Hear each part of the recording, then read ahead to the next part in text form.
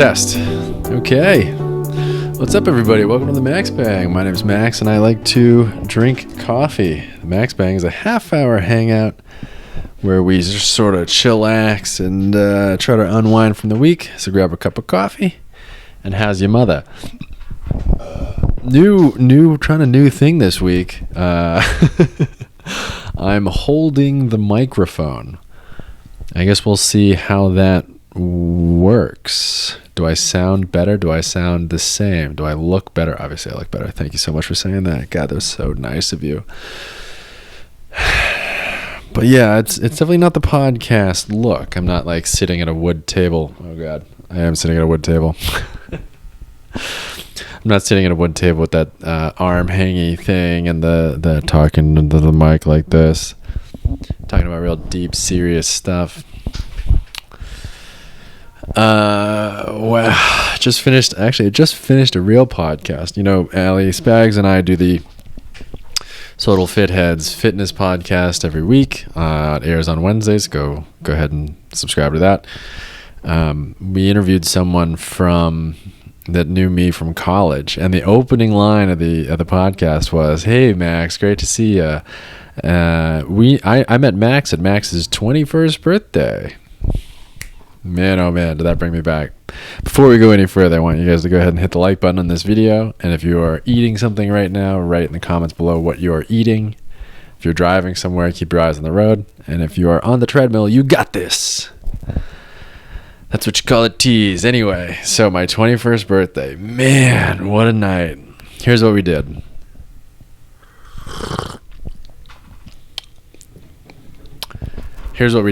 I'm in college. It's February. Okay? I'm 20 years old, obviously. Actually, before we go any further, I want you to take a second and think about what you did for your 21st birthday. Wasn't it fun? In the U.S., I mean, I'm assuming all 99% of you guys are in the U.S. 21st birthday is a big one because it's your drinking birthday. So I think it's kind of fun to ask people what they did for their 21st birthday, because 9 times out of 10 they have a really fun story, or they have like a really sort of nostalgic story. Mine, it's February. I'm in Connecticut. There's snow, about 8 inches of snow on the ground. I had sort of come back. I like doing stuff for my birthday, but we all sort of we all did everything for every festivity, which was, just get drunk. Maybe go out to dinner, do something like that. Anyway, but my birthday happened to be on a Monday night. So I get home Monday night. My friends are playing video games, nothing out of the ordinary. I go into my room. I start doing a little homework, studying a little bit. And then at midnight, everybody just like bumbles into my room, storms in, grab me by the shirt and drag me out. And what do I see in our living room? But you guessed it, a keg, a full fucking keg of some like ridiculously dark beer, Wicked Dak, Oktoberfest, or an IPA or something like that. I think it was Sam Oktoberfest. And we had a full keg, and they had gotten it just for me. I was so touched. It was so sweet. And what did we do? The 9 of us? Yeah, we did keg stands all night until we all puked. And then we did more keg stands. And we did keg stands after keg stands after keg stands. Do you know what a keg stand is? Keg stand is, first of all, a keg is a huge metal bin of beers. And it's usually put in a trash can with a bunch of ice around it to make it super, super cold. It's also like cheaper to buy. You know how you buy one beer, it's $1. You buy 60 beers, it's $5. You buy 12 beers, it's $10. Economies of scale here. So the more beer you buy in bulk, the better beer you buy in bulk brings you boisterous boys. So anyway, a keg is like, people buy kegs because it's cheap, but it's also a college thing, blah, blah, blah. So anyway, as the keg is in the trash can, you surround it with ice, and you have the little spout. You put your hands on the trash can or the edge of the keg, and you do a handstand. And don't worry if you can't do a handstand, your friends will hold your legs in the air. Then somebody sticks the spout in your mouth and they just pull full force, and the beer just starts flying down your throat, and you're drinking it upside down. Why do you drink it upside down? No idea. Does it make it super, super easy to puke immediately after? Yes. Does it give you like a head rush? Yes. Is it incredibly dangerous? Yes. Is it fun? Yes. Do you do it all the time? Yes. Am I saying yes too many times? No. We just did keg stands all goddamn night, and that was it. That was my whole birthday. It was a fucking blast. It was, as dumb as that sounds, it was like 8 or 9 guys just going after it, getting after it, going crazy, going ham. And it was just silly. After a while, we're all just sort of laughing at each other, how dumb it was, and how much, but at the same time, how much fun we're having. And yeah, it was nice. It was really fun. Like I mean, it sounds really stupid, but it was a really, really fun 21st birthday. I've had a lot of good birthdays. I know that I don't want to brag or anything, but I'm a lucky guy. I've had a lot of really fun birthdays. One of my favorite,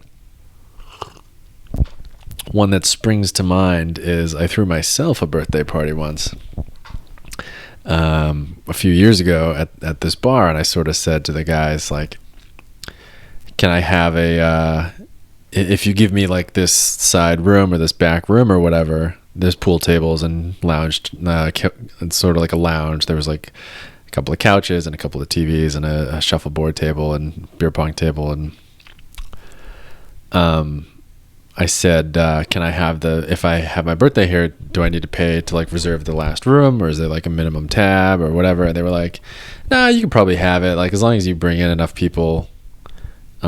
Yeah, I guess we'll do a minimum tab, and then if anything's under that, we'll just charge you for it. And I was like, fine, whatever.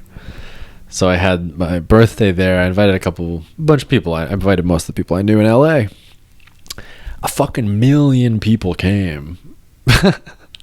To the point where, to wrap the tab story up, the guy came up to me at the end of the night. No, not even at the end of the night, like an hour in. And he was like, so yeah, we already hit your tab. So don't worry about that at all. Your friends drink like lunatics. So we're going to go ahead and give you 2 waitresses just for you. This is a bar. There's no waitresses. He was like, I'm going to take 2 girls. They're going to be your guys' waitress. Order with them. But you guys are animals. Like, keep them coming. And I was like, no problem. It is 8:01. The party started at 8, and I am hammered drunk because everyone kept buying me shots, whatever. The smartest thing I did at the party, and I'm still sort of proud of this, and I feel like it doesn't get quite enough recognition, or I don't get enough credit for this, was I brought a bunch of I brought 2 things to the bar. One, a ring light, and I plugged it in and I pointed it in a corner, and if you wanted to go and take a selfie, you had a ring light just set up, pointed, made you look so good. If you've never taken a picture with a ring light, if you don't know what a ring light is, it's a light in the shape of a ring. Stick with me. And it's shaped like that so you can stick your camera in the middle of the light. So there's perfect light all the way around. What the fuck? There's perfect light all the way around the person, the focus of the picture, the subject of the photo. And it makes you look just terrific, just amazing. If you ever want a couple of hacks on this is a sidebar. Like, lighting is so important for pictures. I can't even tell you how important it is. If you ever want to take a nice selfie, find the light, turn so your face is facing the light, and then take a selfie with your face facing the light. A lot of times this works with like a window, a big window facing the ocean or whatever, but a ring light is such so that you put your camera in the ring, and then the light is shining evenly on the subject, and the subject gets the picture taken of them. If you've ever see someone on Instagram or whatever, and they look like super, super hot, super good, zoom in on their eyeball and the iris, whatever part of the eyeball is facing the camera, and there will be a very small little ring of light in their eyeball, and that's how you know they're using a ring light. That's why they look so good.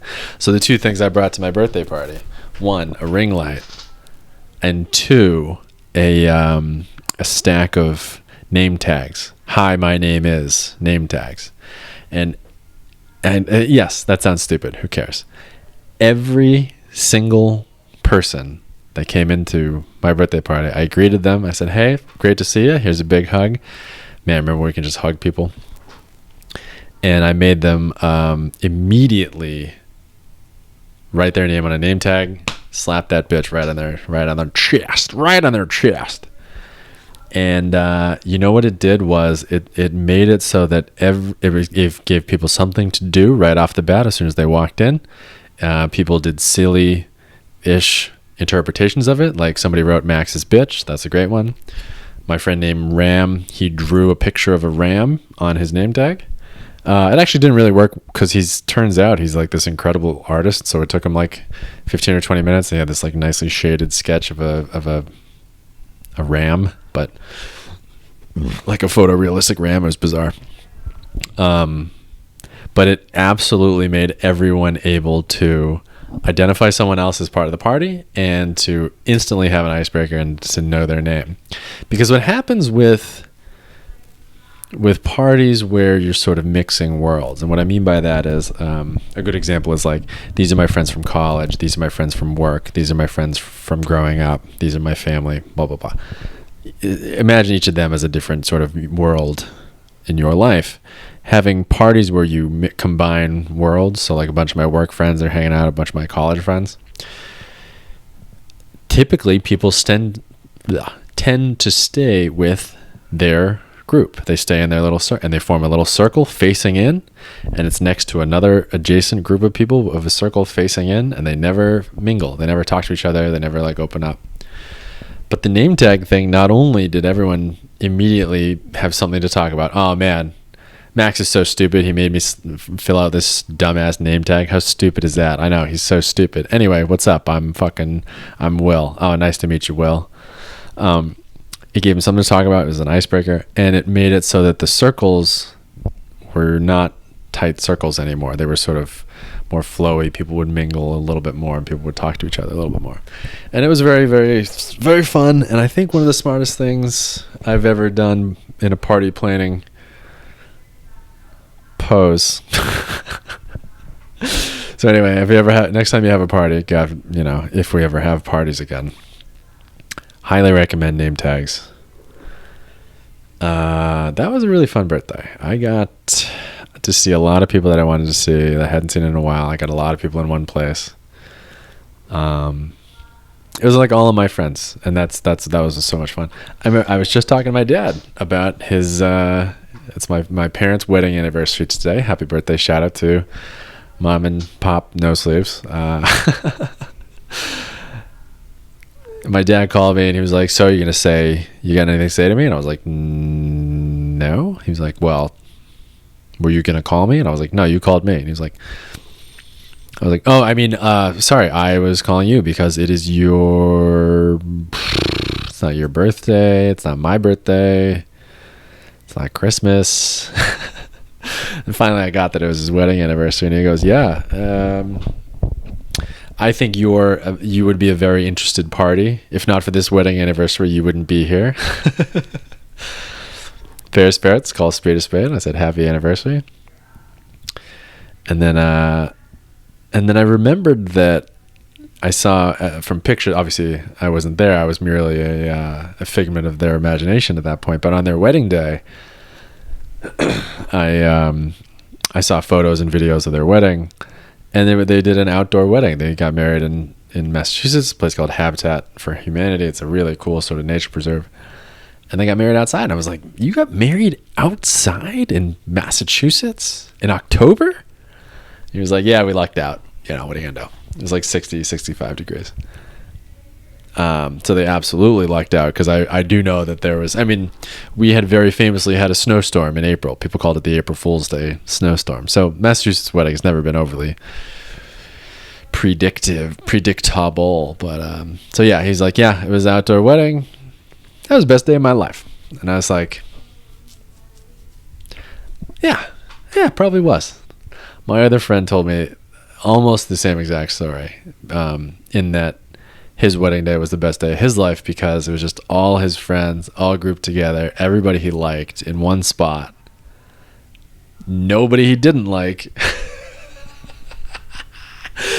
because he's in charge of the guest list. And they're all sort of just hanging around telling him how great he is.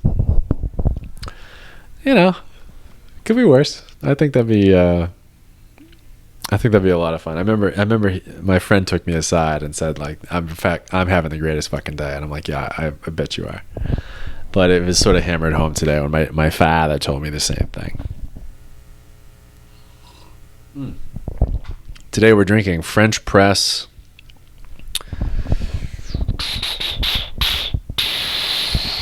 I don't know what this one is. Oh, you know what this one is? This one's major. I think it's coffee bean, maybe. Major Dickinson blend. The reason I bought it, the only reason I bought, I mean, I needed coffee, obviously, but the only reason I needed this coffee was it was called Major Dickinson.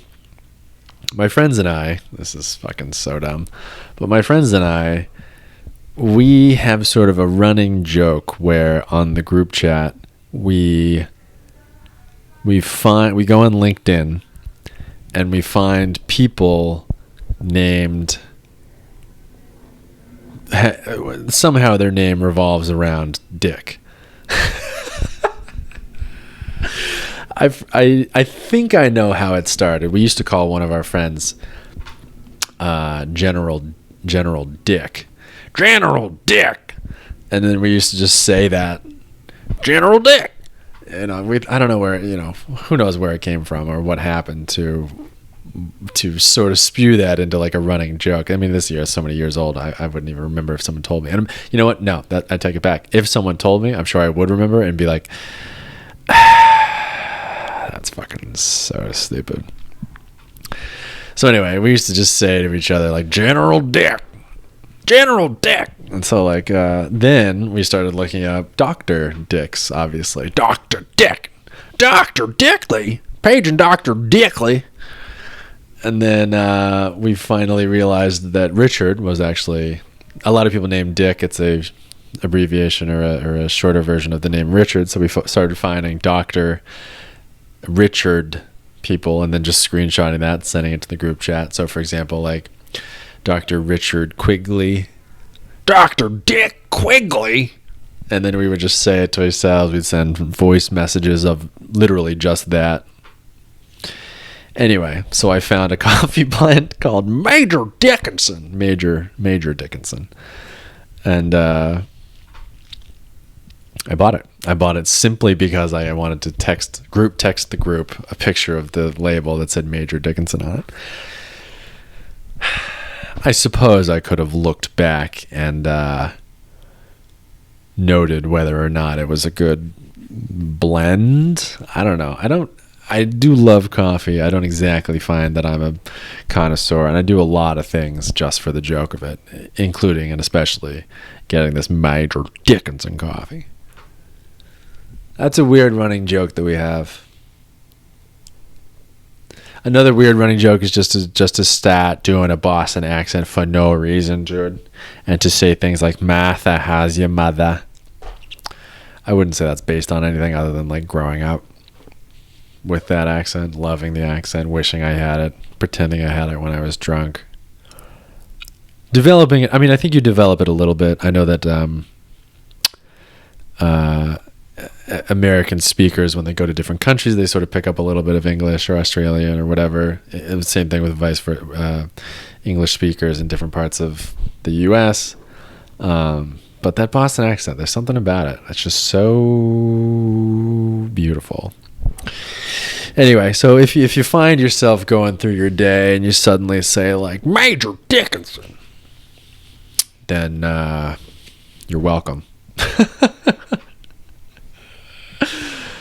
It's so funny. It was funny, like where a running joke came from or come from, or like something you remember and why you remember it. That Boston accent. I remember very specifically one day. This is a bizarre one. I was in Dunkin' Donuts one time. Obviously, you're here. You heard me. And the lady in front of me, she had this funny way of ordering. And also her order was the longest coffee order I ever heard. she goes in, and then the clerk is like, can I help you? What would you like? And she goes, yeah.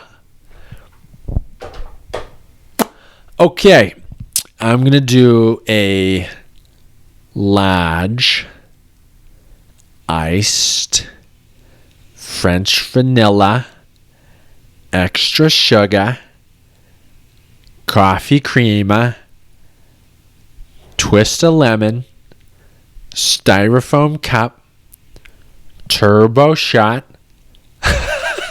And she did it like that. She was like a metronome. To go. And like she had like a nine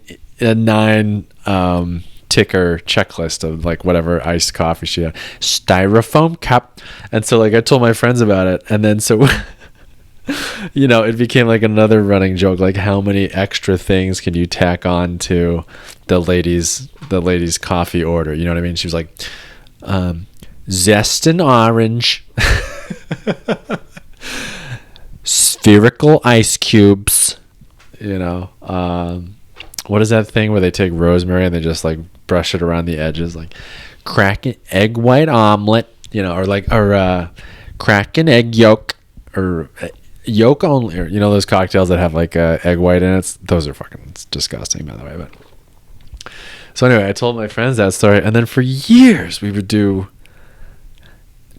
extra double shot, splash of coconut milk, splash of almond milk, handful of cashews.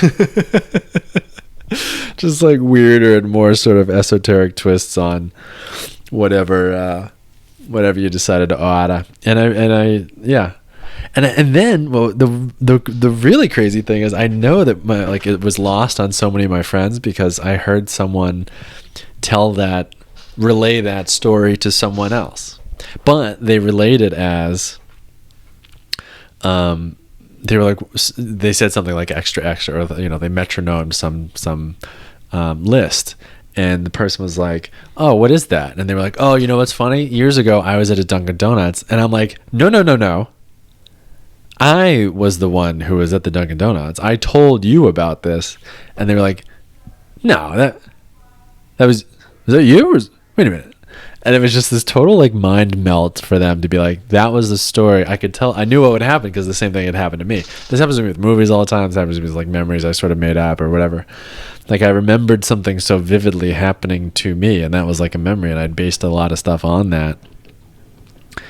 And it actually wasn't my story. It was someone else's story, or it was a story that I made up, or it was a story that I remember from a movie, you know, like a scene in a movie where someone's like, how do you screwdriver something? And the guy's like, righty tighty, lefty loosey. And in my brain, I'm like, oh yeah, it's righty tighty, lefty loosey, because my uncle, wait a minute, that wasn't my uncle who taught me that. That was a character in a movie about, you know, a car mechanic. Like, there's a lot of weird stuff going on where like you misremember stuff, and like you create a memory based on something that probably isn't exactly what you thought. It's that's a little bit of a mind meld. You guys have heard of the what is that effect called?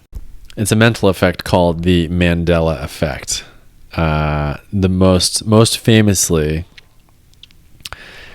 the idea is you remember something to be true only to go back and look, and that it actually was not the case. But more than that, a group of people all have the same false memory that you do. In 2010, the shared false memory phenomenon was dubbed the Mandela effect by self-described paranormal consultant Fiona Broom in reference to her false memory of the death of South African anti-apartheid leader Nelson Mandela in prison, blah, blah, blah. Nelson Mandela died in 2013, and the running thought or memory was that he had died in the 80s in prison. He actually didn't die in the 80s in prison, but so many people had that same false memory that they gave it a name, the Mandela effect. Most famously, in my opinion, was that the Berenstain Bears. Berenstain Bears was it's like a children's book, a series of children's book, and you read stuff and they teach you lessons and blah, blah, blah. everybody I knew, and every time I thought of them, they were the Berenstein Bears, Bstein, Berenstein Bears. And apparently, if you go back, the Berenstein Bears didn't exist. The Berenstain Bears did, Stain. And that was the one that everybody like completely lost it on, because everybody thought that it was Berenstein, and it turns out it was Berenstain. There's a million of them. Oscar Mayer, Skechers. There's no T in Skechers, or is there a T in Skechers? There was another one with Pikachu's tail. Does it have a black dot on it? Does the Monopoly Man have a monocle? No, he does not. Like, it's a really interesting sort of, if you want to get into a nice little rabbit hole of weird mental mental mind games. The Mandela effect is a nice one to sort of go down a rabbit hole. Is it my favorite? No. What is my favorite? You just have to stay tuned till next time, baby. Okay, before we go, should I get into... Were there any questions last time? I don't think there was anything crazy. You guys wanted to hear I have two crazy stories about Block Island and the Boston University girls lacrosse team. Wow, I forgot about that. Okay. First of all, if you're here this long in, thank you so much for watching the channel and subscribing and everything like that. Please make sure to hit the like button on this video. Comment below if you have any sort of serious questions you need me to talk about. Leave them in the comments. Please go ahead and your homework this week is to get someone to subscribe to the channel, or at least tell them about it. If you're new here, please let me know and we'll shout you out. Do I have time to give you my absolute favorite girls lacrosse story? No. That'll be one for next week. Actually, you know what? If you really want me to tell you, you got to tweet it. Tweet at me or leave it in the comments below that you're dying to hear this story. What I will tell you the story of is in high school, the way our high school worked was you had I'll give you girls field hockey. No, I'll give you a girls lacrosse story. This is high school lacrosse, not girls lacrosse. Significantly less sexy. In high school, in my high school, you had to play a sport every season: fall, winter, spring. So in the fall, you pick a sport: soccer, football, cross country, field hockey. If you didn't pick a sport, you had to be in the play, or you had to get like an internship or something. You had to do something after school, an extracurricular. They just made you. It was good for us. We needed that. So fall for me was soccer. Winter was wrestling. In the spring, I also really wanted to be in a play, because I liked acting, because I'm a big thespian. But they didn't offer a play in the spring, or the play they offered in the spring sucked, or I can't remember what happened, but for one reason or another, I never could do the spring play. But I also didn't like playing I didn't have a spring sport. Didn't like lacrosse, too many pads for guys. I didn't like track. I was very slow. Didn't like baseball. Too boring. My shoulder's not very flexible.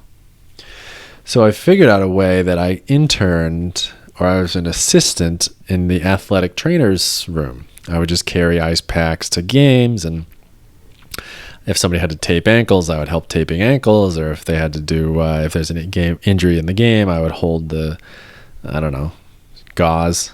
Anyway, one day they were like, we don't have anybody for girls JV lacrosse. But let's be honest, nothing happens in girls JV lacrosse. Anyway, let's just send Max. 5 minutes in, a girl gets a lacrosse ball, pow, right off the fucking kisser. Oh my God, blood everywhere. I mean, I don't know if you've ever bled from your head, but it bleeds a ton. I'm running out there. I got gauze. I got ice packs. I don't know what to do. I just shove a bunch of gauze into her mouth and on her cheek and whatever. I put ice on her face. I don't know what to do. Finally, everyone's looking at me like nobody really realized that I was a student. Not that I had a beard in high school, but I don't think anyone picked up on the gravity of the situation quite quickly enough, because she was bleeding a ton. And eventually I was just on the radio, I was like, yeah, we're going to need somebody right now. Who the fuck is this calling me from 508? This is an exclusive announcement from Marriott Hotels. That's what you call a spam call. So anyway, long story long, if you ever are, but I radioed on the thing. They got the stretcher out. The girl survives. Thank God. No help. No thanks to me. I guess the moral of the story was if there's ever something that's 100% a lock, positively never going to happen, like someone getting injured at a girls' JV lacrosse game, bet your balls the opposite will come true. Next time you're watching baseball and they're like, and this guy stepping up to the plate is McGuire. Looks like he's 0 for 14 on the weekend. Oh my God! He skies one over the upper deck. Would you look at that? His first, he's due. That's what happens. That's a nice rule of life, rule of thumb. If something is 0 for a billion, they're due. Thanks for watching. I hope you had a great week and you're ready for a nice, relaxing, unwinding weekend. Subscribe to the channel and keep banging.